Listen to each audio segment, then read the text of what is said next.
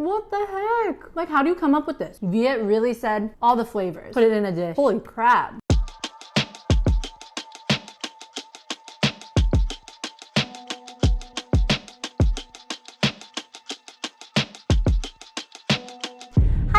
It's Jasmine, and today I'm going to be showing you guys one of my favorite fusion restaurants in Orange County. This is the Vox Kitchen. I've been going here for a few years now since they've opened, and I just can't get over how unique and innovative their dishes are. They serve dishes from a bunch of different cultures, including Vietnamese, Chinese, Korean, Taiwanese, and even Mexican and Peruvian. Anyway, we're going to be talking to Viet Nguyen, who is one of the masterminds behind the Vox Kitchen. Let's eat. LOMO SALTADO. This is the main reason why you should come to Vox. LOMO SALTADO is very close to my heart. My mom makes it all the time. From the standpoint of millennials and bringing this concept here and Pan-Asia and bringing families together, I feel like something has to be instantly familiar but elevated. Potatoes, onions, tomato, beef, egg, seasoned rice came together for the first time for at least little Saigon. This took us to over the top. This is the green sauce, Mario sauce, that we made our own version of it. Feel like that's more of an Asian palate. That looks so good. This is my favorite thing on their menu, you guys. This combines Peruvian and Vietnamese cuisine with the lomo saltado and the shaken beef, or balaklak. Sorry if I pronounced that wrong. Their ahi sauce is amazing. If you haven't had ahi sauce before, it's like the cilantro jalapeno sauce. I'm someone who despises cilantro, but in this ahi sauce, this is what changed my mind. Do you guys remember that root canal story I told you? Well, it came out again, and then I had to get it redone. And then it fell out again and I swallowed it. And now I can only use my right side to chew chewy things. On top of all the flavors meshing so well together with the spice from the ahi sauce and the herbal freshness, the sweet and the savory, the garlickiness, the onions, it's just a super flavor-packed dish. And then the fluffy rice and the runny yolk, look at that, look at that. I actually love to break the yolk and mix it all over the fries and the meat and eat everything together because that's what is truly beautiful to me. Let's try the next one.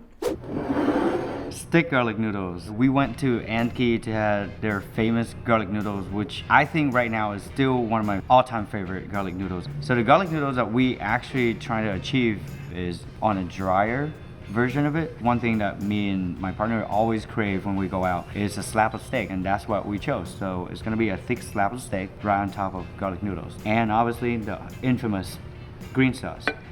I'm a big garlic noodle fan. I feel like every time there's garlic noodle at a restaurant, I'll order it because every person makes their garlic noodles different and they use different noodles. Cheers, you guys. Their garlic noodle has butter, Parmesan, garlic of course, and a secret sauce that they can't reveal. I love garlic noodles. I feel like it's a classic Asian fusion dish. And if you don't want to get steak with it, you can get mushrooms, salmon, or prawns. Although the noodles have soaked in a majority of the sauce, it's not soggy. And what I really love about it is that it's not too oily. I feel like a lot of garlic noodles are super oily. This one's not. Let's move on to the next one. GALBI TANG. So this is actually my favorite dish. We started this dish because it's just so scrumptious, a lot of meat, but it's so light. It's much lighter than pho. So when we talked about it, we need a soup on a menu. And you know, what speaks more Korean and Vietnamese infusion than GALBI TANG? In Vietnam, we have this dish too, where we braise beef for a while, and we eat with glass noodles. It's just a different version, different play of it. So the flavor of Vietnamese inspiration is from Korea. I'm very excited to try this because GALBI TANG is one of my favorite Korean dishes. It just reminds me of home. This one's already very different because there's enoki mushrooms, a slow poached egg, and different noodles. Let's give it a try. Look, it's already falling off the bone. That is crazy. That is very different from traditional GALBI TANG. Not in a bad way at all. I feel like it's more of a hybrid between GALBI TANG and pho. It's much lighter than the traditional GALBI TANG, has a smoother finish and doesn't like linger in your mouth for a long time afterwards. A lot less garlicky as well. I really enjoy this. I feel like if the broth was closer to a traditional galbi tongue, the slow poached egg and the enoki mushrooms would be overpowered. By the way, I've been enjoying this lychee lemonade on the side. I get this every single time I go to Vox Kitchen. You get these chunky bits of lychee on the bottom, and then the blend between the lychee and the lemonade is phenomenal. You drink it and you're like, wait, it's just lychee juice with lychee chunks, but it's not, because right when it hits your tongue, yes, you get those notes of lychee, but when you swallow, the aftertaste is like a light lemonade. So good. All it's missing is boba. Crab congee. This one was the thing that I really wanted to put on the menu and nobody else did, because no one really liked porridge around here, but I do. So this is actually also inspired by one of the dishes that I had on the trip that I went over to Nha Trang in Vietnam. Very simple dish. The only addition to this that I would say more Pan-Asia than normal would be the introduction of brown butter. Brown butter has been working to the crab, working to the porridge. So it's very buttery, creamy, remind me of more of a risotto. So it's a cross between a congee and a risotto. I absolutely love congee. Congee is essentially porridge, and oh!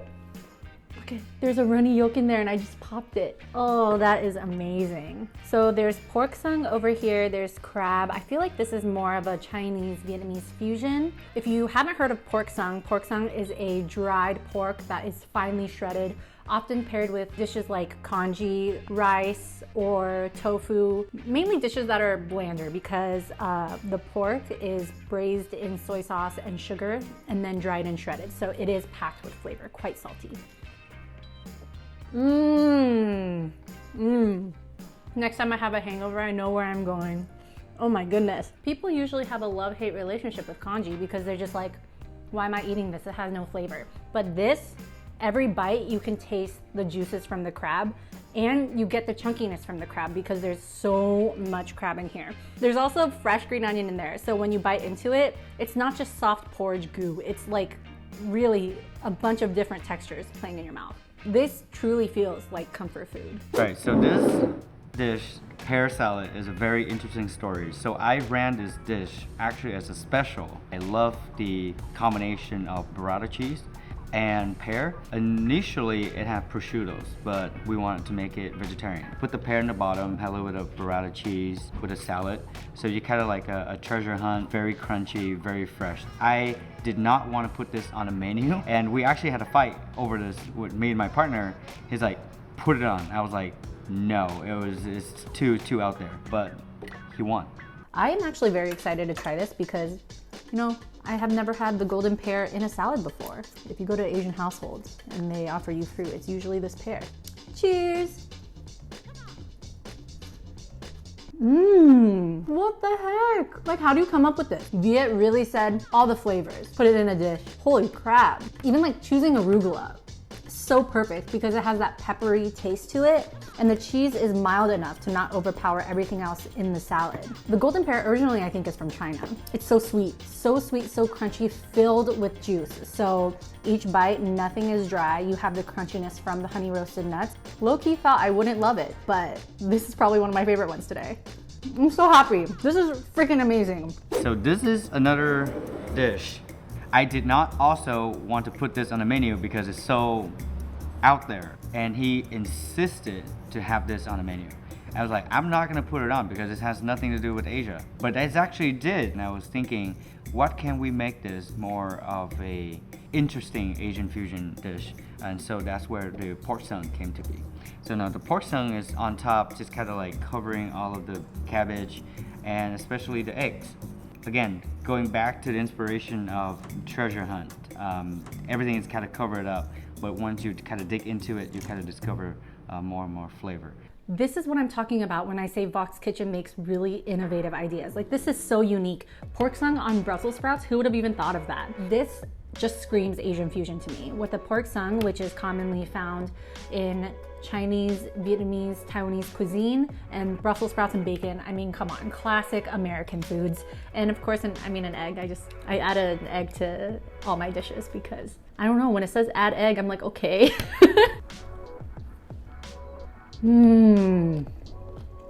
Oh, wow.